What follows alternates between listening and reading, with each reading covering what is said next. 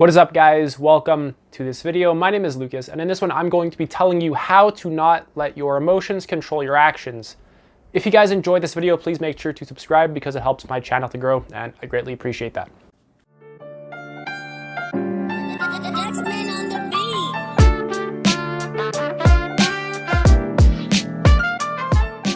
Humans are extremely emotionally driven. Emotions actually dictate such a large portion of what we do that we often take it for granted, or we don't even realize it because it's actually happening all the time, and we're so used to it that we kind of forget to actually look at it. Kind of like how there's sensations in your body right now, but you don't even really notice they're there until I point them out.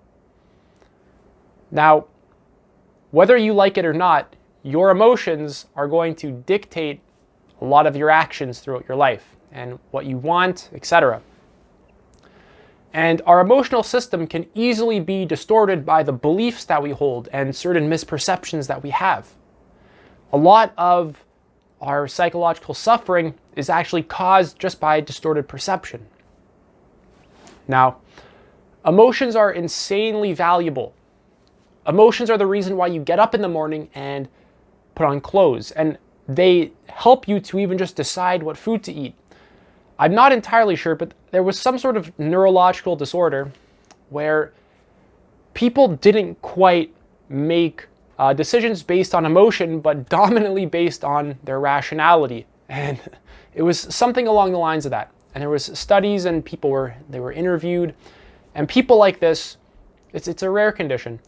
And people like this, they couldn't even decide what food to eat.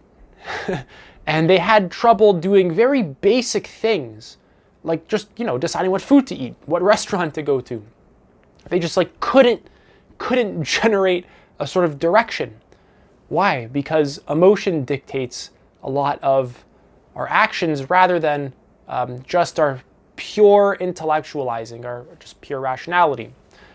Now, I'm not placing one over the other. They both have their sort of respected domains. And no matter what you do in your life, your emotions are going to be very driving forces in your life. Even if you want to be some sort of cold intellectual who's all abstract and has everything figured out, this facts, doesn't care about your feelings type of person, that's actually a lot of crap. And as you become more in touch with your emotional system, you'll realize more and more that these facts don't care about your feelings type arguments are just a pure sign of emotional disconnection, because the drive to even collect facts or knowledge is deeply emotional. And really, you can't separate your emotions from the rest of your life, as if emotions are some girly thing, and then the facts and the logic are this hard masculine truth, and we're so honest.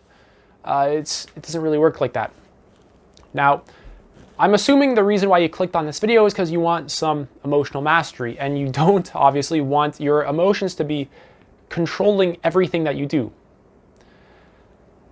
Now, no matter what you do, emotions are really going to control what you do, but we can change how this works. And I'm assuming that you don't want something like anger to, take you over, or sadness to take you over, or some sort of unpleasant emotion that you don't like.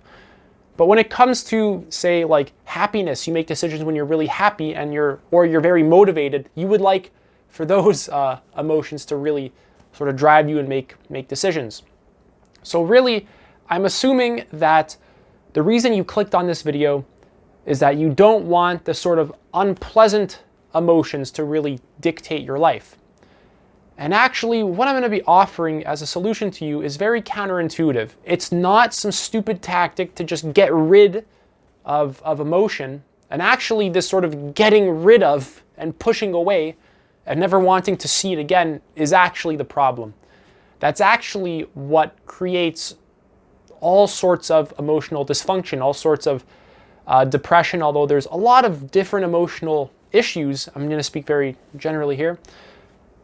This resistance to emotions is actually what causes all sorts of anger problems and lack of clarity and poor decision making, not the particular emotion itself. It's the resistance to the emotion and the beliefs that you have around the emotion.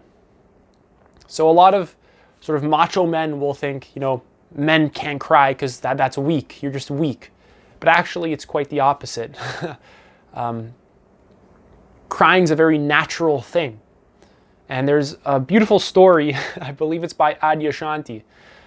And when he was young, I think he went to like a Zen meditation retreat. And one of the masters there, I think he was talking and he was just recalling some kind of like sad thing that happened to him. And, he just started shedding some tears. And then in 2 seconds, he was over it. Not because he pushed away, but because this man mastered just simply conducting his emotions without resistance, letting them fully come through and then sort of wash away. And then the next one comes through and it washes away. And then the next one comes through and it washes away. And really, this is how you have to set yourself up for maximum sort of emotional mastery. Now, there's all sorts of things that you can do in your life to change how you feel so you can feel better. Obviously, if you stick a knife in between your ribs, you're probably going to scream in agony and anger, frustration, pain, crying, you're screwed. So don't go doing that. And then if you eat really good foods, a lot of fruits and vegetables, and you work out, odds are you'll feel a lot clearer. So obviously, you can do all sorts of stuff like that. But really in this video, I'm going to target how just to relate to a body sensation. Because if you look at your emotions, they're really just, in your direct experience right now, there's body sensations. And really a lot of your sort of knee-jerk reactions, when you're being emotionally hijacked, it's just because there's a sensation in your body that you don't want really to be aware of and you want to escape it. And humans have this tendency to constantly sort of just like look to the next moment and look to the next moment and look to the next moment and just keep sort of going forward without actually really being conscious of the present moment or of this going forward mechanism or of their thoughts or of their body. And emotion work is dominantly going to be done by becoming more conscious of your body, by bringing awareness deeper and deeper into your body and noticing how you constrict yourself and how you resist certain emotions. Because right now in your body, if you notice, you're very tense. You're constricted in certain areas and there's like a flow of energy. If you really concentrate into your body right now with your awareness and your concentration and you release your body tension, there's a flow of energy that naturally starts to happen. And you can feel it sort of move a lot more when you're not so constricted. So focus on your abs or even like your face tension and then just let it go. And you can immediately notice a sort of lightening up of your mood and this sort of non-controlling attitude start arising. And this is actually the place that we want to be in for the majority of our life. We don't want to be in this place where our muscles are tense and they're fighting other muscles and our sort of natural life flow, our emotional flow inside of us is blocking other emotional flows. We actually want to arrange ourselves in such a way so that we are like a river without any blocks in it, without any dams set up. Because right now you're basically like a river and there's all sorts of blocks set up so that your emotions can't flow properly. And on top of that, you have beliefs about certain emotions that actually screw up your ability to relate to them, like anger is bad or sadness is bad, or like these are just bad, uncomfortable, negative emotions. But actually a lot of these emotions, all emotions, serve a goal. They all serve a function. They all have a purpose. And that purpose, in one way or another, is to basically keep you alive. They're all really geared towards your self-preservation, your survival. And actually, these emotions are very useful. And when we're growing up, we are fed a whole lot of horse shit about emotions, like you shouldn't cry, or like you shouldn't get angry, like you shouldn't act this way, you shouldn't do this, or like we are told so much garbage about what we should and shouldn't do, how we should and shouldn't act, what we should and shouldn't think, and how we should and shouldn't feel. And really we want to undo a lot of that garbage, and we want to just be conscious of the present moment. Ignore your whole belief system for just a few moments. You can pick it all back up the second you're done with this, second you're done with this experiment, and really this experiment will require a lot more work, kind of like building some muscles. You got to return to it over and over again. This is how you build mastery. This is how you build competence in, a certain area of life. In this particular video, it's emotional mastery or emotional development.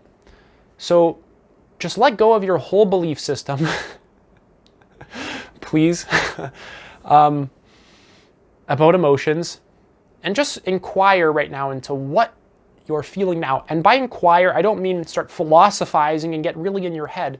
Notice, first of all, where your sense of self and awareness is. And notice that it's probably very in your head and identified with thoughts. When a thought arises, you're immediately very engaged in it. You really believe the thought process happening. And notice how little reference there is for your actual body, where the emotions actually are. And notice how little you pay attention to your body, how unfamiliar it actually is to bring awareness into your body. It's like a rather new experience. Like, I haven't done this too much, I haven't really sent awareness into my hand and allowed my awareness to really inhabit my hand, feel as if it's penetrating through it almost, just really inhabit it. Inhabit's a better word.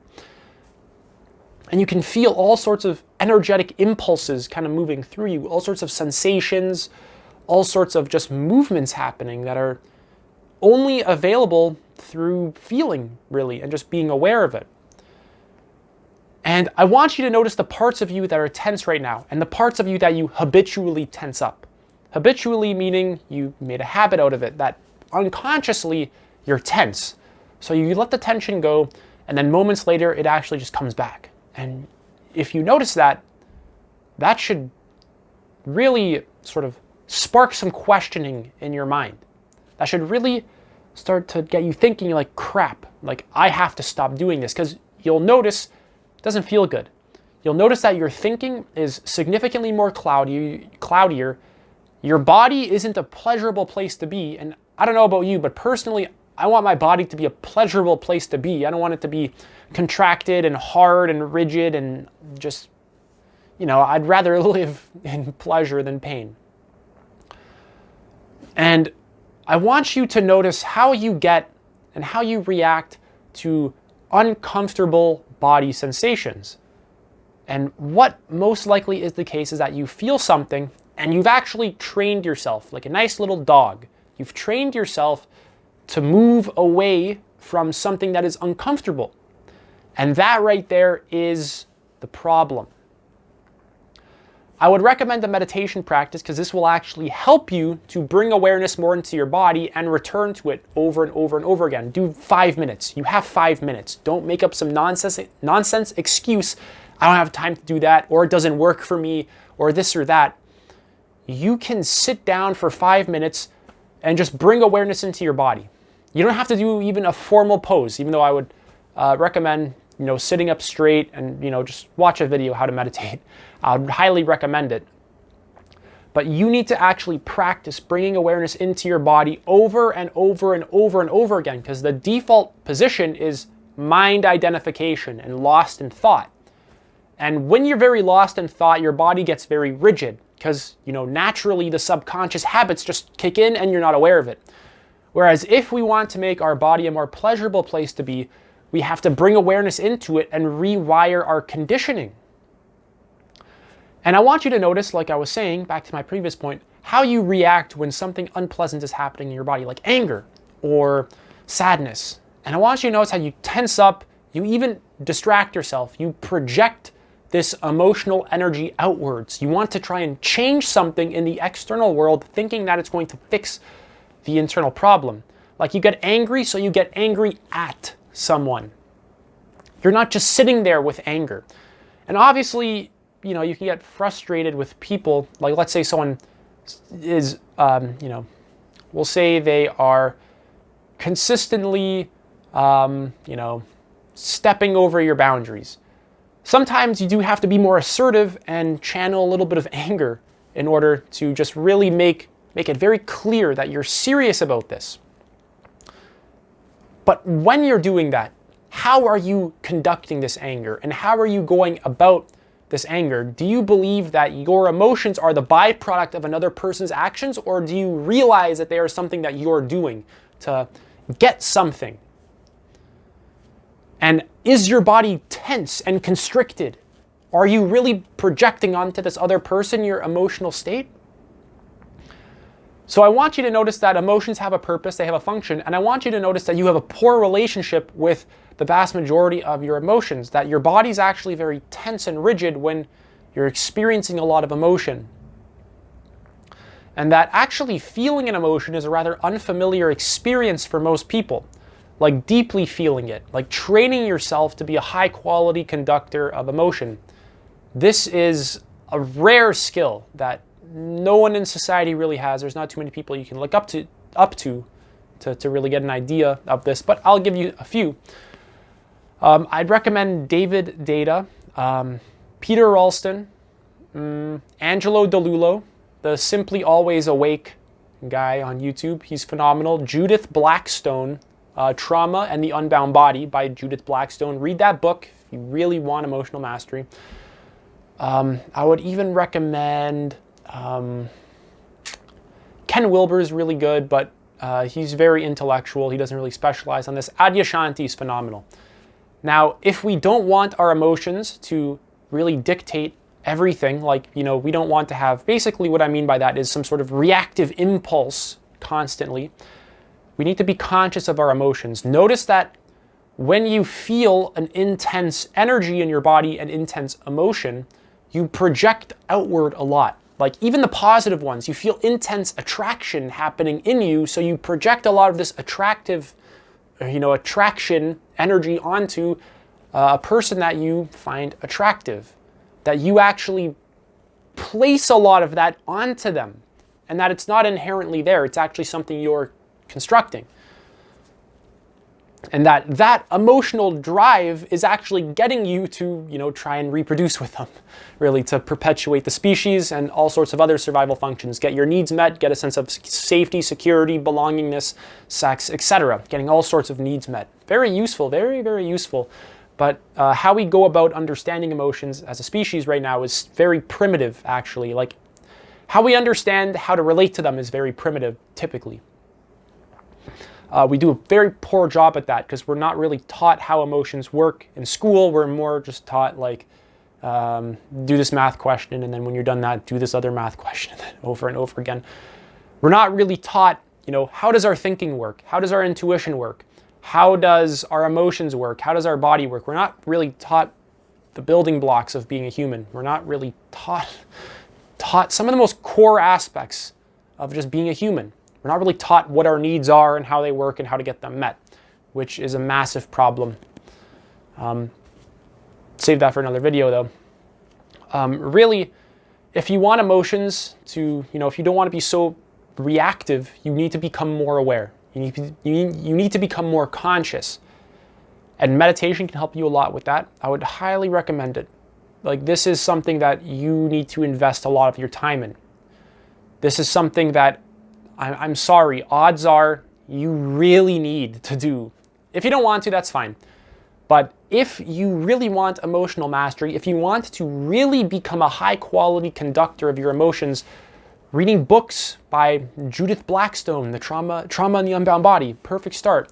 And just doing a little bit of meditation where you're just bringing awareness into your body and you're releasing your tension so that emotions can flow properly. And when you experience an intense emotion that you don't like anger or sadness, drop your beliefs around them. Drop all the mental crap that you have around them and just go deep into your body. Release all your physical tension and just let it move. And don't project it outwards. Notice that you will have a tendency to project the emotion outwards. Like you're frustrated, so now you're frustrated at this, instead of just experiencing frustration for what it is. Just a flow happening in your body, or experiencing sadness for what it is, as just a flow in your body. Like, we attribute our suffering and all these, painful emotions to some external thing, but that just isn't how they work. There's something that we're doing. And a lot of our emotions are a byproduct of our interpretations of situations. So we're presented with a situation, and then we have our interpretation of the situation, which constructs a lot of our emotions. There's all sorts of people where they get insulted, but then they're having a smiling face and they're joking around. Why is that? And then when other people get insulted, they're really angry immediately. Why is that? Because one person, at least he's trained himself, or in that moment, he wasn't taking it very seriously. He kind of saw it as a game, and he was very just having fun with life. He probably wasn't very tense. He wasn't very lost in his thoughts. He was very accepting of whatever's happening in the moment. And it just kind of like went through him, and he was able to just really be conscious. And while the other person was probably already very tense and rigid, and this is happening and that, and they're very lost in their thoughts, they're very contracted, and they're very sort of self-absorbed, and it's easy to piss off someone like that. It's easy to piss people off when they're already holding so much tension, and the vast majority of us are just basically holding a bunch of tension constantly, unless you've really worked to undo this. So it's not the emotion that is the problem, it's how you relate to the emotion. And whether an emotion takes control of you or not has everything to do with what is your awareness. It has everything to do with the depth of your consciousness. If your awareness is brought into your body, it's basically kind of staying there. It's more of a habit that instead of being lost in thoughts all day, your awareness is more in your body. Your body's loose, it's flowing properly. And if you, when you experience an intense emotion, you realize that you often just project it outward, like you get mad at this particular situation, when really it's just how you're thinking about it and how you're relating to it that's actually causing the anger. And even when you experience anger, it's a very natural emotion to experience.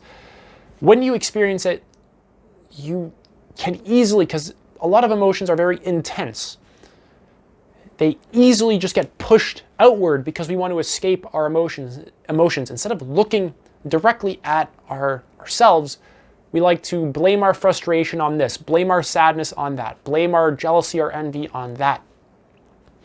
And it's typically the sort of uncomfortable spectrum of emotions that you don't like.